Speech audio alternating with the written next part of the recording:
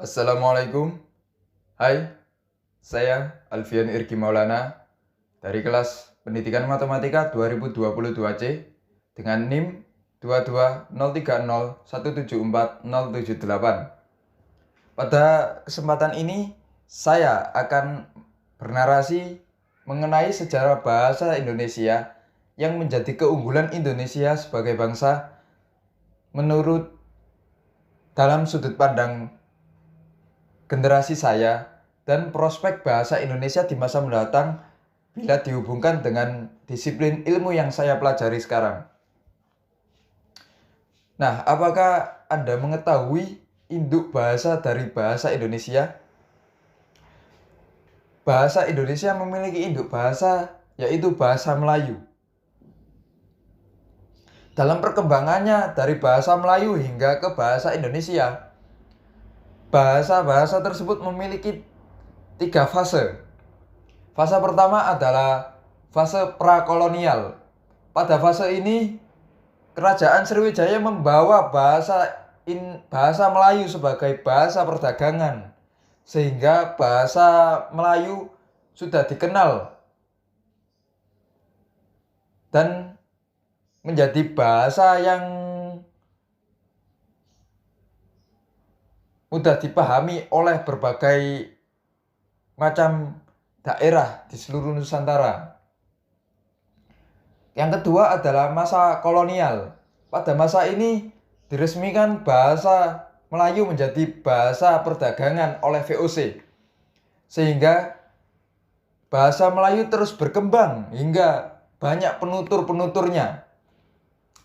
Dan pada akhirnya pada masa pergerakan, bahasa Melayu ini memiliki ejaan, yaitu ejaan Van Ophusen. Ejaan ini memiliki ciri khas, yaitu huruf J yang dibaca Y, gabungan huruf TJ yang dibaca C, gabungan huruf OE yang dibaca U, dan lainnya. Kemudian dalam perkembangannya dibentuklah badan-badan yang mengembangkan bahasa Melayu Van Ophusen ini, hingga akhirnya pada tanggal 28 Oktober 1928 bahasa Indonesia diresmikan atau diikrarkan menjadi bahasa persatuan bangsa Indonesia melalui Ikrar Sumpah Pemuda pada Kongres Pemuda II.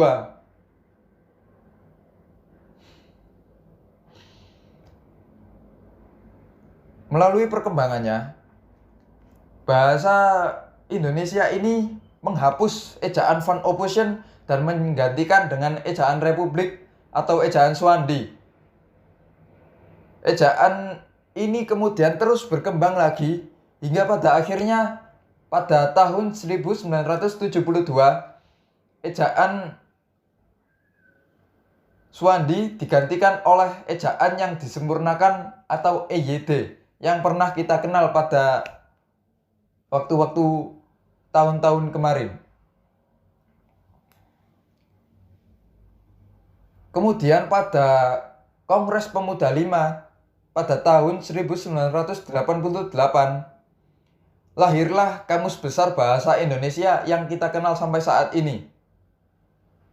Kamus Besar Bahasa Indonesia juga memiliki perkembangan yang terus berkembang hingga penambahan kosakata yang terus berkembang banyak dan bertambah banyak.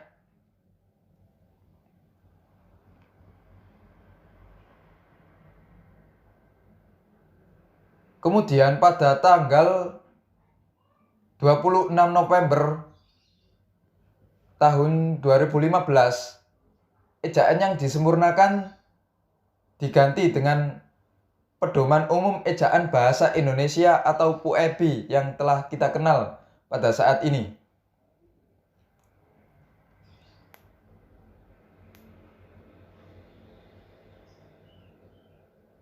Dari perkembangan-perkembangan itu, bahasa Indonesia memiliki keunggulan, yaitu memiliki tatanan kalimat yang hampir sama dengan bahasa Melayu. Namun tatanan kalimat tersebut lebih disempurnakan, sehingga tatanan kalimat tersebut lebih sederhana dan mudah difahami juga. Hal ini merupakan salah satu keunggulan yang menjadi faktor bahasa Indonesia memiliki prospek untuk menjadi bahasa internasional di masa mendatang. Secara syarat-syaratnya, bahasa Indonesia sudah memenuhi syarat, yaitu syarat sudah diresmikan oleh undang-undang hukum, mempunyai kamus besar bahasa Indonesia, mempunyai pedoman umum peristilahan Indonesia, dan kalimat-kalimatnya yang mudah dipahami seperti yang kita ketahui. Terlepas dari itu, saya sebagai calon pendidik harus memiliki kemampuan yang baik dalam bahasa Indonesia. Demi mendukung bahasa Indonesia dapat memiliki prospek yang sangat besar, yang bertambah besar untuk menjadi bahasa internasional, sehingga saya harus menerapkan bahasa Indonesia yang baik dan benar untuk mengajar murid-murid di masa mendatang, sehingga murid-murid tersebut dapat mudah memahami pelajaran dan dapat mengembangkan ilmu-ilmunya, sehingga bahasa Indonesia kemudian dapat menjadi bahasa internasional. Faktor lain yaitu bahasa Indonesia kini sudah memiliki banyak penutur dari berbagai daerah dan berbagai negara sekalipun, karena bahasa Indonesia sudah menjadi mata pelajaran di berbagai daerah, di berbagai negara.